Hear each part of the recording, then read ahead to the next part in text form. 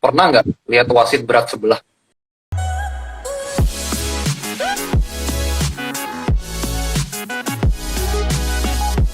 Selamat siang semuanya yang nanti nonton di Bola Talk Bang di channel Jaduan.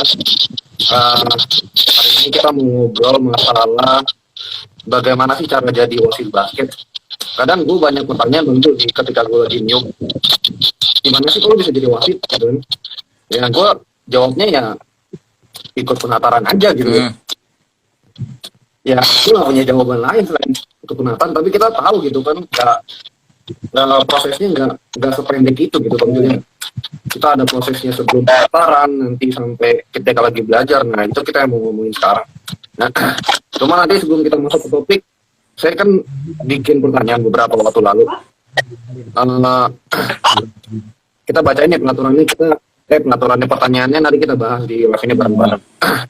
Pertanyaan satu nih dari pemain satu, namanya Glenn. Kalau ketahuan flopping, dapat teknikal nggak?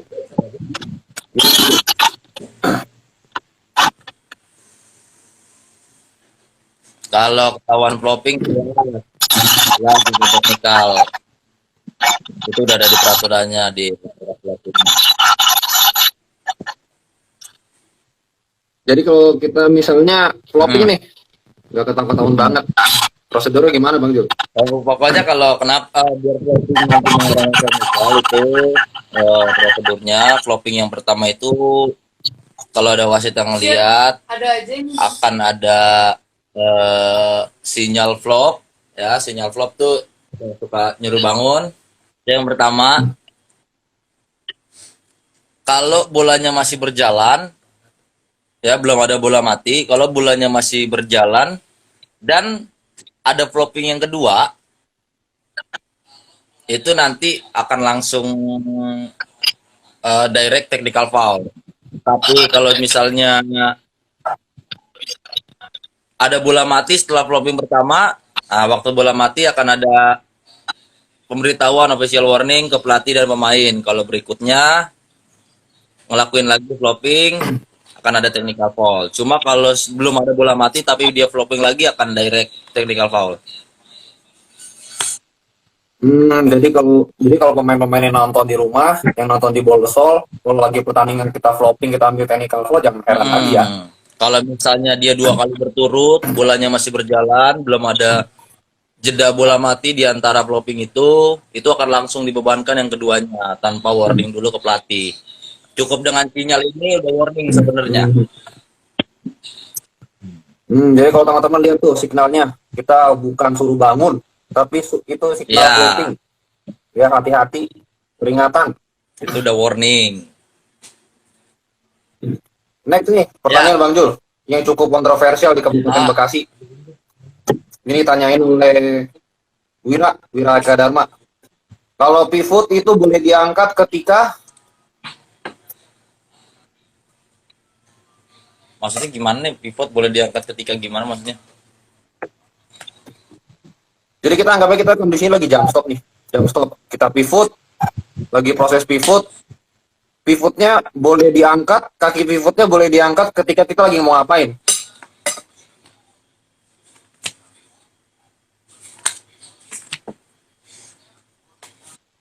Pivot belum ada ya, belum ada apa namanya langkah dari ketika jam stop itu belum ada, jadi baru jam stop ya gitu ya. Ya baru jam stop, ya stop, maksudnya pivot kan muter, ketika muter biasanya orang lagi mau nembak, pivotnya diangkat tapi nggak didaratin, itu boleh nggak Bang Jul? Oh ya boleh. Kalau misalnya Ini banyak nih, jadi ketika gue niup juga di daerah kabupaten, banyak protes loh, kok nggak traveling ref? Kaki kan pivotnya diangkat lagi nembak. Nah itu gimana tuh penjelasannya Bang Jul? belum mendarat lagi di lantai, selama pivotnya belum mendarat lagi di lantai, itu sah, itu diperbolehkan. Kecuali kalau kaki pivotnya berubah dan mendarat di lantai sebelum bola dilepas kedua tangan, itu baru traveling. Tuh bener ya. Jadi kalau teman-teman nanti pertandingan ngelihat kakinya boleh diangkat nggak ketika lagi menembak, boleh asalkan dalam attempt lagi Ada di menembak. pasal 25 ya. Pasal 25 itu di Hmm, awal itu jelas kok diterangin di situ. Traveling tuh kayak gimana sih, itu jelas di pasal 25-nya. Di definisi traveling itu jelas. banyak nih daerah-daerah masih bingung, "Ih, kok boleh sih?" Apalagi pelatih-pelatih yang masih muda contohnya. Kalau teman-teman yang udah senior sih nggak ada sih pertanyaan seperti itu. Tapi pelatih-pelatih yang muda, "Ih, kok nggak traveling, ref? Pivotnya kan diangkat." Nah, kalau teman-teman yang udah nonton nanti di Bola Sol atau di live ini silakan ya, boleh asalkan jangan diangkatin dan harus menembak. Mm-mm. Gue di sini gini Bang Jul, kalau gue ngelakuin hal itu tadi, gue jump stop, gue pivot, langsung gue mau nembak nih, gue angkat kaki pivotnya. Nah, tapi gue nggak nembak, gue tahan. Gimana Bang Jul? Berarti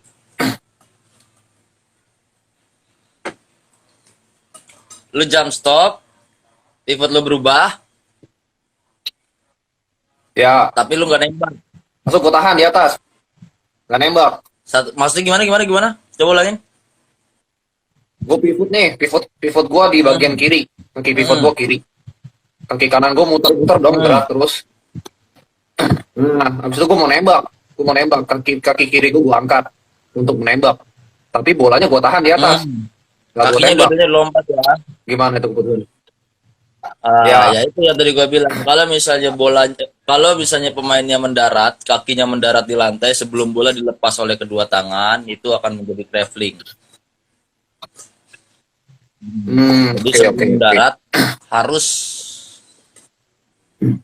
dilepas dulu bolanya. Siap siap siap. Gue dapat pertanyaan yang cukup personal, Hmm. Bang Jul. Personal buat kita Hmm. semua. Coach Bronson nanya, pernah nggak lihat wasit berat sebelah? Gimana Bang Jul? Mungkin dulu ya, sebelum gua jadi wasit, gua ngeliat wah mungkin ada gitu istilah kayak gitu ya. Wasit bisa berat sebelah gitu. Itu sebelum gua jadi wasit. Cuma begitu gua jadi wasit, itu sama sekali istilah itu sama sekali nggak ada sih. Gitu loh. Karena kita tuh harus eh ngelakuin buku nih setebel ini, ya kan? Buku setebel ini. Hmm. Dan itu kalau misalnya kita berat sebelah itu tuh kelihatan banget gitu loh. Iya betul, gue Ya, setuju. yang Tapi yang ada di uh, lapangan itu apalagi di level daerah ya Bang gimana? Jul ya. Kalau emang kalau di level daerah sih gue kerasa banget sih. Uh, Maksudnya ada banyak pelatih kadang yang mungkin nggak ngerti, mungkin pengetahuannya kurang, pengalaman jam terbangnya kurang. Lalu dia bilang, "Ih, lu mentang-mentang sebelahnya pelatih senior, lu takut katanya lu beratin sebelah." Tapi dalam hati gue ngeliat gitu performa orang itu. Yang gue temuin kebanyakan sih, kebanyakan ini orang ini lagi underperform, performanya Iya lagi jelek. sih. Dan kebetulan Hmm. performanya itu jeleknya ke pelatih doang, kebetulan. Nah kan karena pelatih nggak ada yang Hmm. netral dong. Kita setuju itu pelatih nggak ada yang netral. Jadi dia lihat, menurut dia karena underperformnya itu wasitnya curang. Itu yang gue lihat ketemu di lapangan tuh sering tuh. Kalau di wasit itu yang ada tuh dia komitmen atau enggak dalam menerapkan peraturan. Ya, nggak ada masalah Hmm. berat sebelah atau enggak. Terus kondisi wasit pada hari itu juga mempengaruhi ya, dia moodnya lagi bagus, dia moodnya lagi jelek, itu pengaruh banget. Dia lagi sensitif, dia terus lagi mungkin kurang tidur, atau mungkin dia kecapean, itu Hmm. pengaruh. Pengaruh dalam psikologis dia waktu mimpin pertandingan. Gitu. Dan eh, wasit basket itu mau dia secapek apapun tetap dituntut harus tetap profesional. Harus gimana caranya ya dia kayak pertama kali ngewasitin. Ya itu kalau gua ketika ngerasain Hmm. itu tuh itu berat banget gitu. Apalagi kita harus contohnya gini, gue punya pengalaman tuh gue ngewasitin pelatihnya tuh teman gue sendiri. Nah, Kayak gue tahu ya, game itu apa. bukan game itu. Oh bukan, oke oke. Ini di Jakarta ada. Nah, dan lawannya bukan, gue nggak kenal pelatihnya. Tapi memang pelatih lawannya itu memang tahu gitu gue wasit dan tahu gue temenan sama pelatih lawannya. Nah, itu akan jadi asumsi pelatih tersebut. Dia berhak untuk ngomong. Oh, bisa aja si Julio ngebelain temennya yang pelatih ini. Bisa aja dia berat di sini. Nah, itulah tantangan wasit. Di wasit itu ketika kita, walaupun kita temenan sama banyak pelatih gitu loh, kita temenan sama banyak pemain, ya profesionalisme kita dituntut tinggi gitu loh. Ketika di lapangan ya udah, kita nggak ada istilah temen atau bukan kan gitu. Itu karena ketika kita memimpin pertandingan, semua orang nilai kita gitu loh. Gak hanya penonton, gak hanya pemain, gak hanya pelatih gitu. Koordinator wasit juga nilai kita. Itu jadi penilaian kita untuk pertimbangan kita untuk naik ke atas. Itu. Jadi di wasit basket tuh nggak sebenarnya ya nggak ada istilah berat sebelah atau kayak gimana gitu. Itu aja sih. Yang ada itu komitmen atau enggak. Dia dalam menerapkan peraturan dari awal sampai buzzer akhir game. Itu aja. Kadang karena faktor capeknya dia, faktor psikologis, kadang tim A dilakukan ini, tim B enggak. Padahal kejadiannya sama. Nah, paling begitu. Ya betul. Sering. Ini begitu sih. Good question sih sebenarnya, cuma pertama ketika gue dapat pertanyaan itu, gue agak bingung jawabnya ya. Karena gue posisi di mana gue nggak pernah ngebela orang, jujur deh. Nah, gue jujur sebagai, kalau dulu gue pelatih juga sebenarnya di wasit kan, bareng sama Duan, gue asistennya dia. Ya ketika gue jadi wasit, gue komitmen, gue nggak peduli siapa yang menang, yang penting gamenya jalan. Dan kadang nggak banyak pelatih di daerah sini yang nggak punya pemikiran itu gitu loh. Kenapa ini bekas kerja di sini nih, kayaknya game sabun nih kayaknya. Gue udah mati, ya ampun, gue mau gimana lagi gitu kan. Ya jadi gitulah. Ya next lah, kita nggak perlu bahas itu lagi lah. Itu case close lah. Ini ada pertanyaan dari satu pemain, anak SMP, sekarang mau naik SMA. Zero step, Bang Jul. Coba Bang Jul jelasin menurut perspektif Bang Julio, apa sih zero step itu? Ya, zero step itu sebenarnya cuma jatuhnya sih sama ya sama peraturan sebelumnya untuk masalah itu. Zero step itu cuma untuk memudahkan wasit aja nanti traveling atau enggak gitu loh. Kadang ada beberapa situasi ketika zero step, dulu tuh nggak ada istilah zero step kan. Jadi cuma dulu waktu zero stepnya itu udah hitung step pertama. Sebenarnya belum. Kita harus tahu kapan bola kondisinya dimatiin. Gitu. Walaupun kita nangkap bola di udara dengan kedua kaki diangkat di atas, kita nangkap bola di udara, itu udah zero step. Jadi kalau misalnya nambahin 2 langkah lagi traveling. Betul. Ya kan? Nambahin 2 langkah, nambahin 3 langkah lagi traveling. Jadi yang di atas itu ketika kita belum mendarat, kita nangkap bola, kita menguasai bola di udara, itu zero, langkah pertama 1, langkah kedua 2. Ada tambahan lagi traveling. Ya kan itu kalau kita lihat di lapangannya orang baru 3 langkah, oh itu zero kan gitu. Enggak, belum tentu nangkapnya di mana. Ya, itu juga berlaku ketika kondisi pemainnya dia sedang dalam ketika mendapatkan penguasaan bola, dia lagi bergerak posisinya. Ya dia enggak progres atau dia lagi posisi apa ya istilahnya, gue lupa. Dia nggak lagi stationary gitu, dia nggak diem. Ya, dia lagi berusaha untuk maju ke arah ring. Dia lagi lari, tapi nggak ada momen berhenti. Itu berlaku tuh yang zero step. Cuma kalau misalnya dia dapat bolanya lagi berhenti, itu nggak, sama aja sih, nggak ada perubahan. Tergantung, itu dilihat lagi sih dapat bolanya di mana itu aja. Zero step cuma istilah untuk memudahkan wasit Soalnya aja. gue punya gue pernah dengar cerita gitu kan dari partner ketika itu gue lagi beda daerah tugas dan tiba-tiba ada satu Ah, pelatih bilang satu anak ini mainnya 3 angka ah, 1 2 3 kanan kiri kanan kararing langsung dinaik legal dong menurut gue ya, itu legal. Lalu dia tanya ref kok nggak ah, traveling ya partner gue jawab ya simple itu kan zero step peraturan baru. Terus gue yang gue konyolnya adalah jawaban dia adalah zero step itu apaan itu dilontarkan oleh seorang pelatih. Berarti secara nggak langsung sebenarnya sosialisasi kita 2017 itu kurang, iya nggak Pak Jul? sebenarnya bukan kurang sih. Atau dia Orang yang yang ngikutin?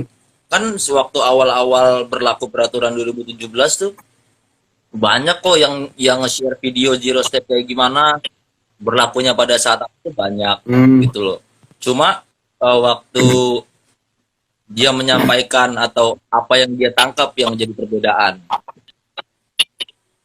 Nah, itu makanya betul, ketika video betul. itu beredar, PP atau perbasi masing-masing daerah tuh kadang ngadain sosialisasi untuk menyamakan persepsi zero step kayak apa gitu. Kalau kalau sekarang lah Hmm, kan ada peraturan 2020 nih mau berubah lagi bulan Oktober besok.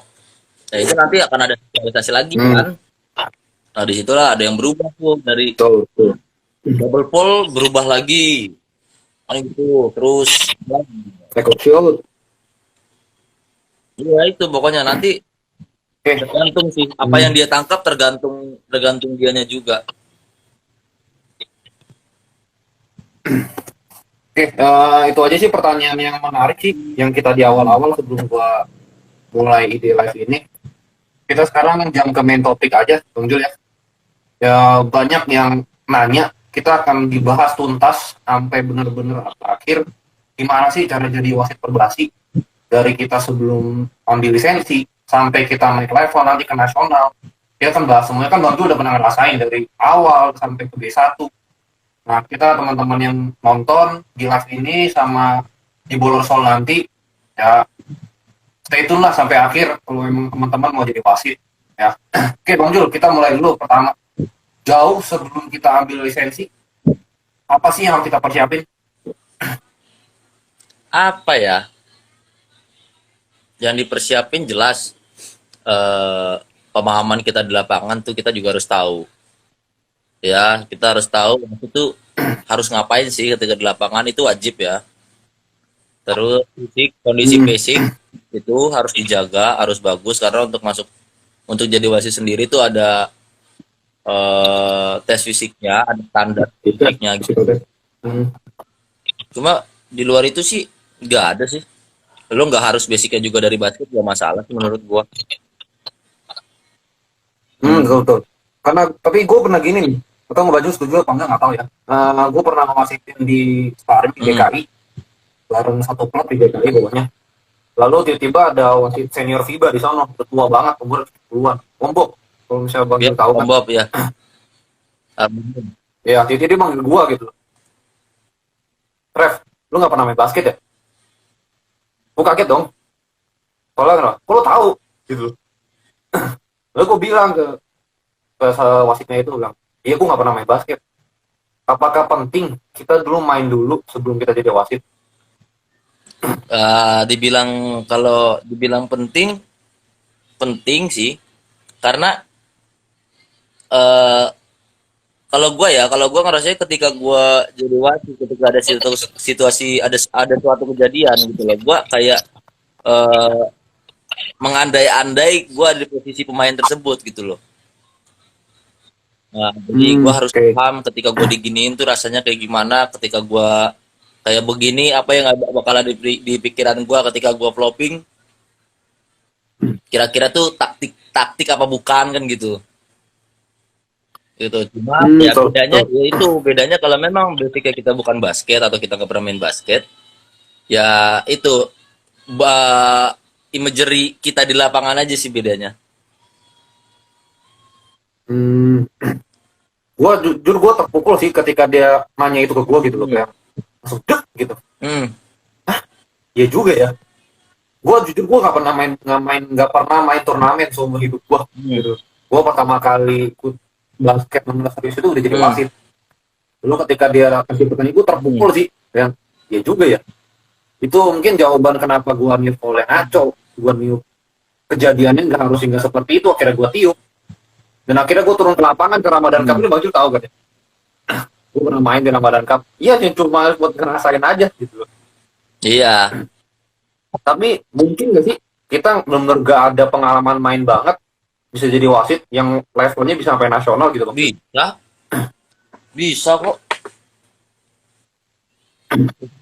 Jadi nggak menutup kemungkinan ya Ambil, teman-teman yang nonton sini kalau nggak punya pengalaman basket, nggak pernah pengalaman main mau jadi wasit bisa banget. mm-mm, Iya nggak Bang Jul ya? bisa.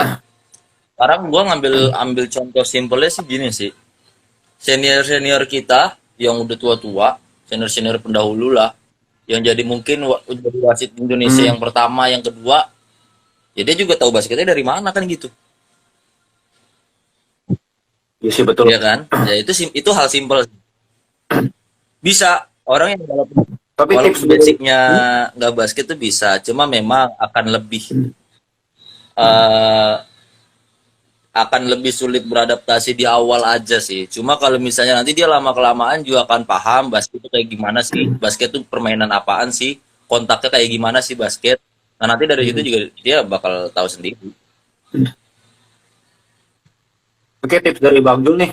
Eh, Kalau misalnya untuk misalnya satu anak pengen jadi wasit, tapi dia nggak pernah main basket, tipsnya dari Bang Jul apa kira-kira? Banyak-banyak nonton basket udah itu aja.